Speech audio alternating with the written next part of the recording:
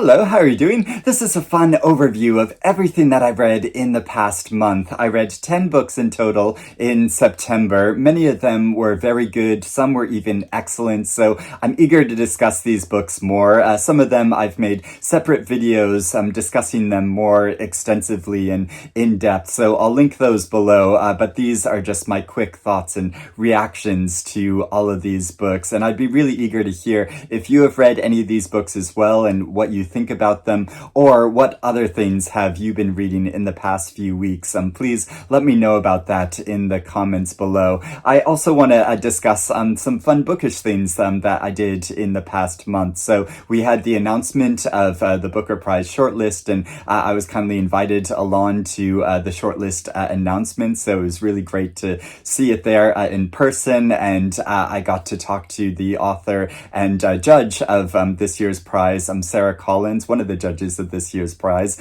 So it was really interesting to discuss. I mean, she couldn't tell me too much about the inside discussions that they've been having with the judges, but she says, honestly, they've been getting along so well and had a lot of really agreeable conversations. Like, obviously, they have points of differences in all the books that they've been reading, but have been getting along well. So yeah, and I got to talk with Jack Edwards for quite a while, so that was really lovely. And I also got to go to the ceremony, announcement ceremony for the Wilbur Smith Adventure Writing Prize, which was really exciting because I've read all the books on the shortlist, and the winner that was announced was Blood by Francesca de Torres. And I absolutely loved this book, and it was the one that I was hoping would win. She wasn't there at the ceremony because she lives in Australia, I think, or New Zealand, and so yeah. But there was a video message from her, and a representative from her publisher accepted the prize, and it's just such a great adventurous novel. I think the most adventurous novel on the list. A great seafaring tale about a woman who enters into the Navy and pretends to be a man and eventually becomes a pirate, and this is based on a real life figure from history. So it's such a fascinating and really engaging and fun novel. So I just loved it. Also, Louis Berniere was there at the ceremony, so it was fun to see him because his book was also shortlisted for the prize. So that was a really great event. And I also went to see a couple of author discussions in the past month. So there was Elizabeth Strout was talking about her new novel, Tell Me Everything, and that was such a pleasure to see. She's really funny and engaging in how she talks about her characters and her writing and her really difficult struggle to become a writer. She works hard for so many years, and but now has become such a success, and that was such it's such a pleasure to see, because her novels and her whole universe of characters are so excellent and really fun to read about, but really emotional stories as well. And I love that she has put Maine on the map. It's not just Stephen King territory anymore, it's now Elizabeth Strout territory as well. And also the hometown that I grew up in Saco, Maine,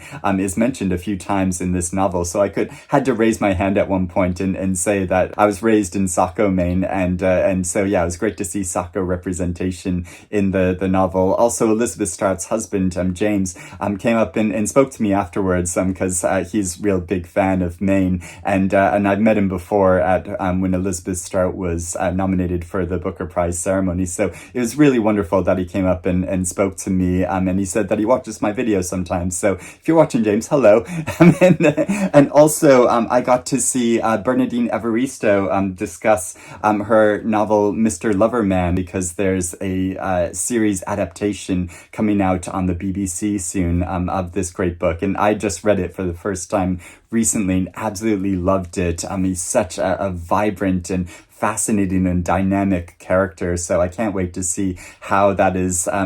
portrayed on screen. But also, yeah, it's just great to hear her talk about this novel and its creation in more detail. Okay, so I'm going to get into everything that I've read now in the past month. So first I'll talk about the books that I haven't talked about in any other videos before. So there's a short novel from, I think, about 5 years ago called A Girl Returned by Donatella de Petrantonio.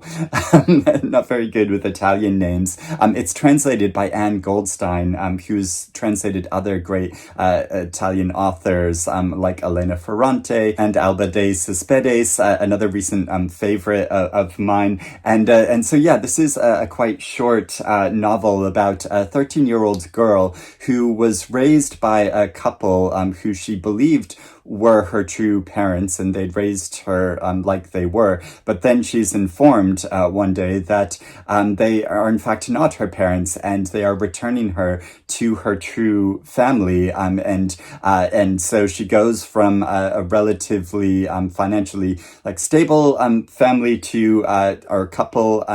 who, and she is the only girl in that family, to a much larger and extensive family of her biological parents, and her sister and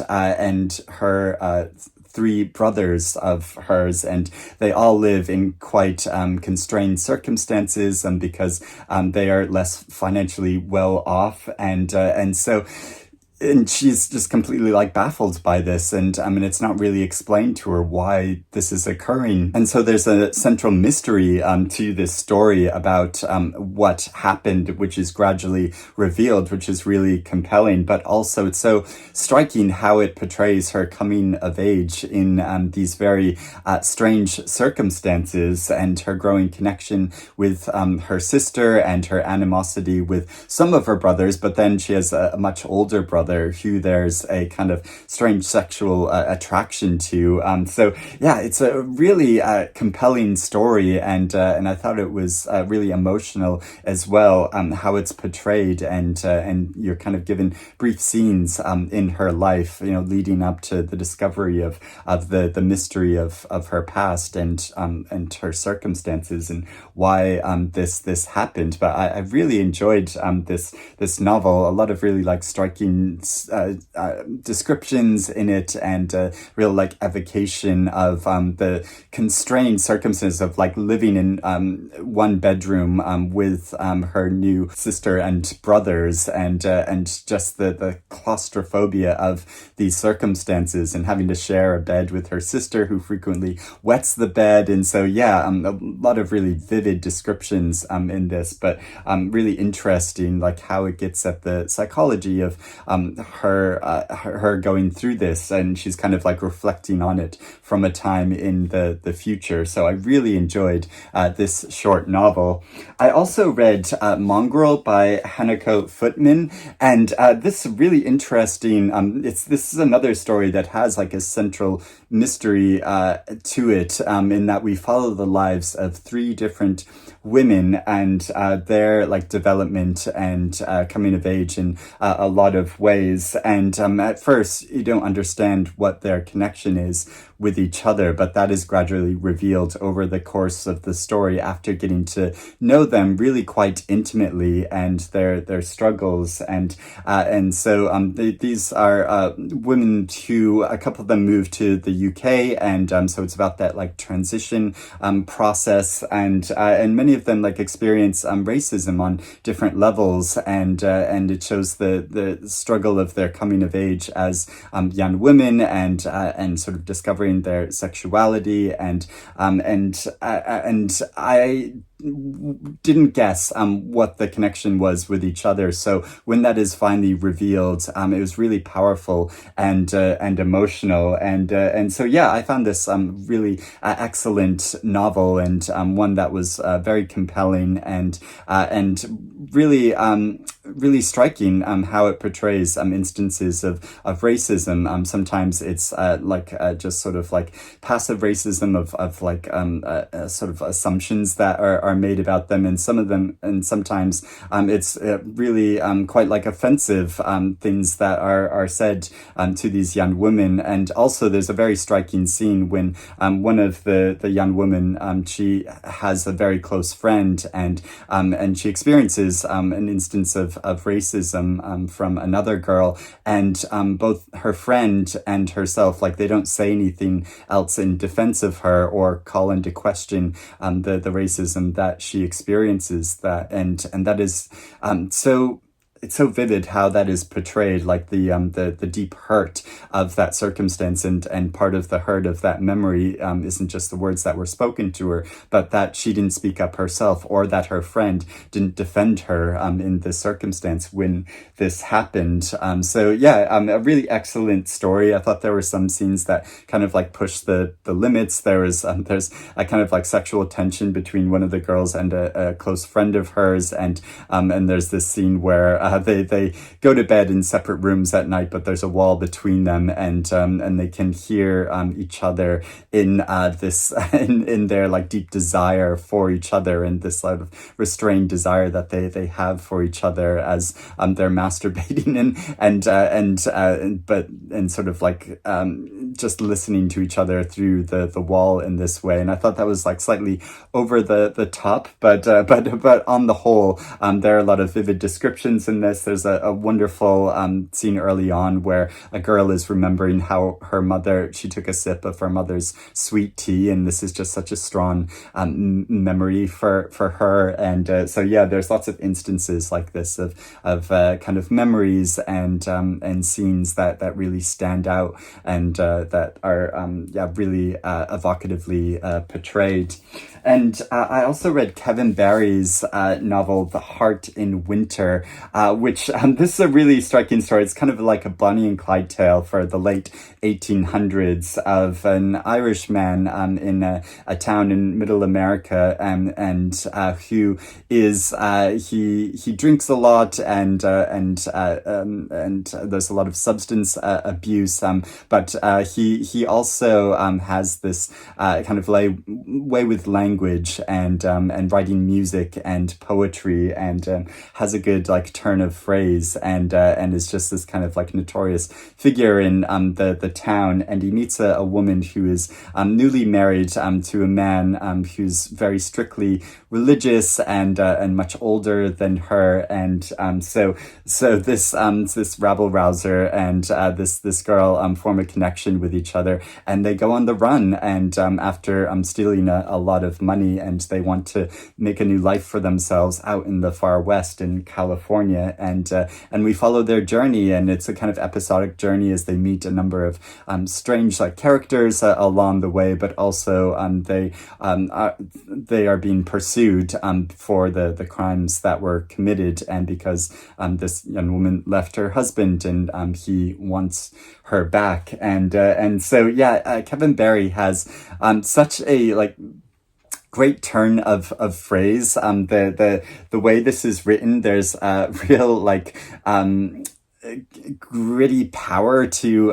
his storytelling, but is also like quite poetic and really beautiful in some sections, and there's a lot of like hilarious profanity and ways of writing it. So I'll give a couple of examples of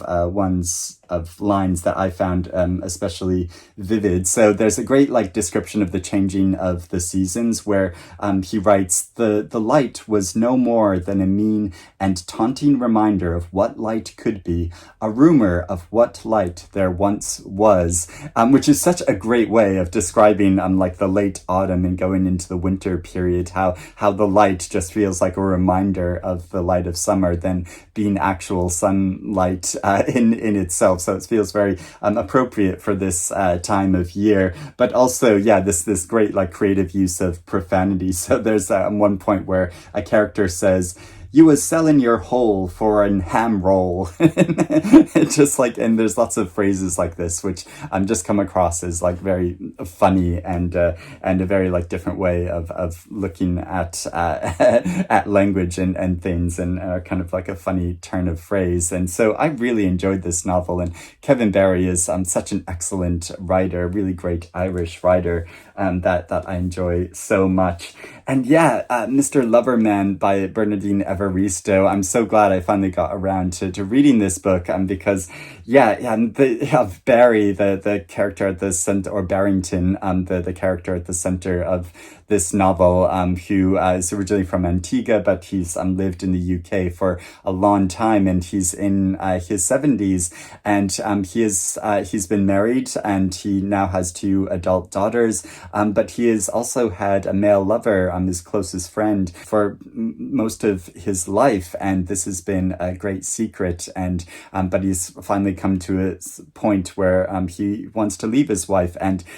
be with the man Morris that he truly loves, and it's so there's this underlying tension to the whole story, but also his voice and is just so is so like funny and clever, and how he also like has such a great turn of phrase that it's just such a pleasure to follow his narrative and his perspective on the world. And in a lot of ways he is progressive, but at the same time he is slightly old-fashioned in some of his ideas. Like there's one scene where he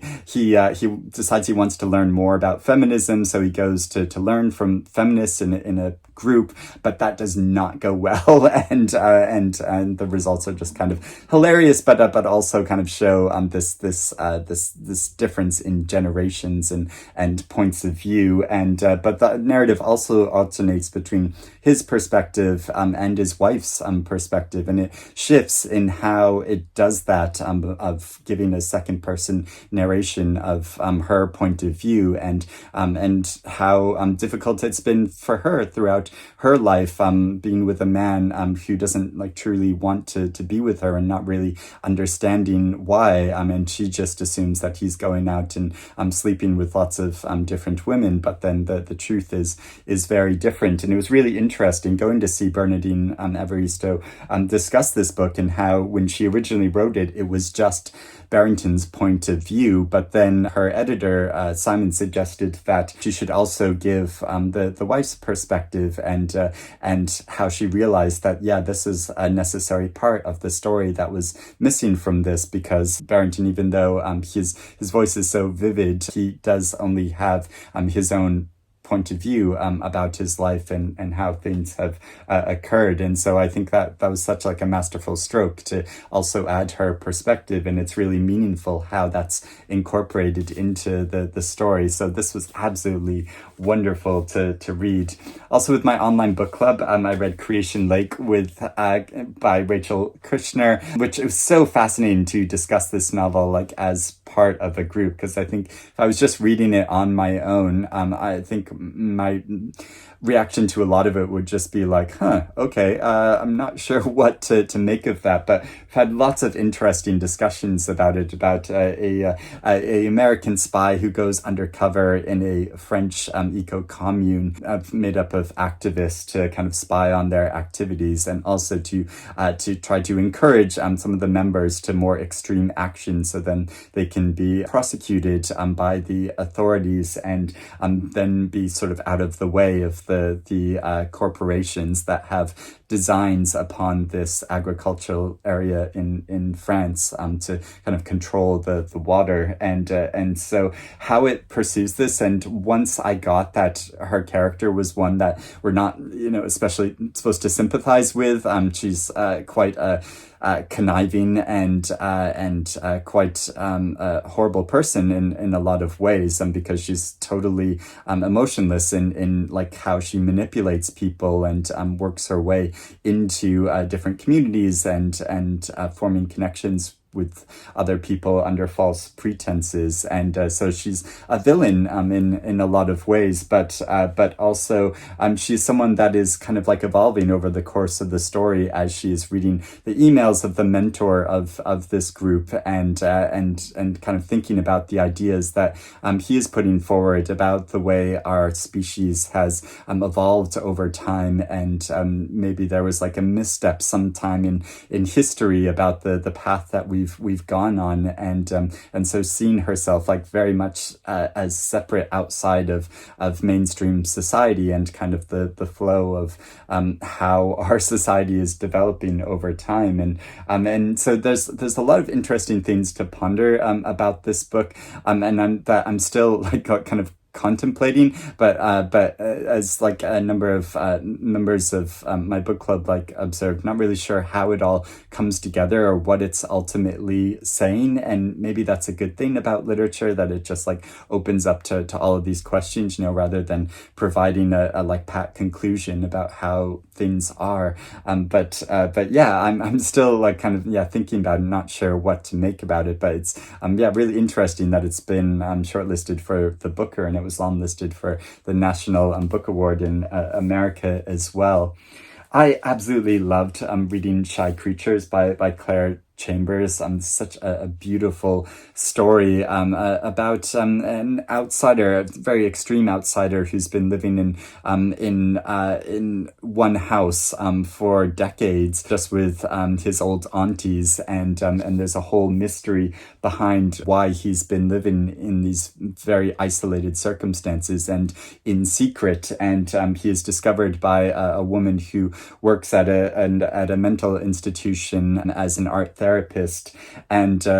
both she and a doctor at this mental institution that she is having an affair with, they gradually uncover the mystery of this man who has some great artistic abilities and who is extremely quiet. When they first meet him, he is silent, he doesn't speak at all, but they gradually like help him out of his shell, and it's just such a fascinating way of looking at an extreme case of individuals who are kind of like outside the norm of how people are expected to socially interact with each other, and people who find it really difficult to do that, and so it's looking at this from a number of different angles and considering it in a really interesting way, and so I just thought this was such a beautiful story, and it works up to a very poignant ending as well, that I found absolutely wonderful. Sally Rooney's Intermezzo was such a fascinating story about family, and I think it's a story that really like tests out relationships people have with each other from a unique angle, both like familial relationships and romantic relationships, as it follows the story of two brothers who are somewhat distanced in age from each other, that one is in his early 30s and the other is in his early 20s. And so they have quite a different outlook on the world. And their father, at the beginning of the book, their father has just recently died from cancer after a long battle with cancer. They have very different lives from each other, and they both enter into complicated romantic relationships. And I think what Sally Rooney is doing is really like testing out what these relationships mean, what it means to be a sibling and a brother, what it means to be a father, and when there's like a distance in age like this, that the older brother kind of takes on a father role, but he's still a brother. But then they also have a kind of friendship with each other, but then a falling out, and so it's like testing out these different forms of relationships. And the older brother, he had a very strong relationship for a long time, but then that broke off after she had an accident which has left her with a lot of physical problems, and and he has a much younger lover, and then the younger brother has a much older lover, and so it's like testing out what these romantic relationships mean, and the forms that they take when there are these like barriers and differences between individuals like this, and I think that's really meaningfully explored through the extensive dialogue that's in this book, and the conversations that all of these individuals have with each other, showing their points of view, but also how they are changing, like in the present moment, as they are having these conversations and working out all of the complicated emotions from their past, and so yeah, I found this very very moving and very insightful, and a really like interesting character study of a group of unique individuals, and so yeah, really enjoyed reading this. Blessings by Chukwuebuka Ibeh is really powerful coming of age story about a boy in Nigeria who's gay and who has an affair with another boy that comes to stay in his household, and his father discovers this, so sends him away to boarding school, and this occurs right at the very beginning of the novel. So we follow his journey as he goes to this strange new environment and has to adjust to it, and how he's sort of like caught between his desire for other men, but also a desire to be accepted. And so sometimes he is oppressed and sometimes he is the oppressor, and how it portrays that I think is really moving and beautiful. But also the narrative alternates between his point of view and his mother, and he used to have a very strong connection with his mother, but then his mother is going through a lot of emotional and physical difficulties as well, and so it follows their parallel stories, and how he comes to a point when he can find a community that he can have more acceptance in and express himself more. But it's also at a time when there's more restrictive laws coming into effect in Nigeria about the queer community, and how gay men are like pursued and prosecuted, and so yeah, this really powerful coming of age story that I really enjoyed and thought was very well written. And there's also Hard by a Great Forest by Leo Vardiashvili, about a man who goes back to his native country of Georgia because his mother disappeared from there during a time of conflict, when his family, his father basically took him and his brother to the United Kingdom, and they've been living here for a long time. But then his father goes back to the country, to Georgia, and then his brother goes back to the country, and they both disappear. So finally he goes back to pursue them and try to uncover what happened to them, and it follows his journey almost like a kind of like fairy tale, and he has to sort of pick up the traces of what happened to his family in a kind of like Hansel and Gretel sort of way, but also comes up with the hard political conflicts going on in the country, and how he becomes a figure of suspicion that is being monitored by the police, and this is connected with why his family disappeared. And so we gradually uncover the mystery of what happened to them as he goes in pursuit of them. But it's also looking at the history of the country of Georgia, the many different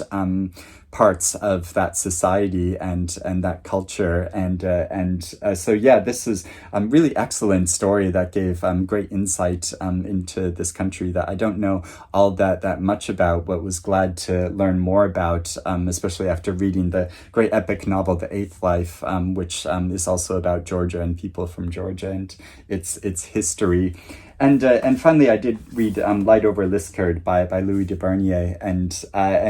this novel is set in the near future about a man who has a very like mathematical sort of mind, which allows him to understand systems and kind of codes, online codes, in a way that a lot of people don't understand, and so he's sort of able to hack in and understand when, especially when the the online systems of the government or corporations are kind of hacked into, and he's kind of sent in to try to repair this. And amidst his work, he understands that society is on the brink of collapse, and so he retreats into rural England to set up a house for himself in a kind of like survivalist mode. And so we follow him on that journey as he